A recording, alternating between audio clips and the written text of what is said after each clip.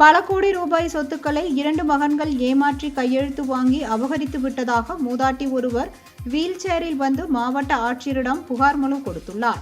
திருப்பத்தூர் மாவட்டம் அடுத்த ராமக்காப்பேட்டை பகுதியை சேர்ந்த லட்சுமணன் மனைவி உண்ணாமலை அம்மாள்.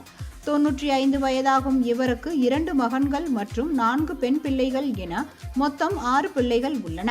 இந்த நிலையில் கடந்த 45 வருடங்களுக்கு முன்பு லட்சுமணன் உயிரிழந்துவிட்ட நிலையில் அவருடைய சொத்துக்கள் அனைத்தும் அவருடைய மனைவியான உண்ணாமலை அம்மாள் பெயரில் இருந்து வந்துள்ளது.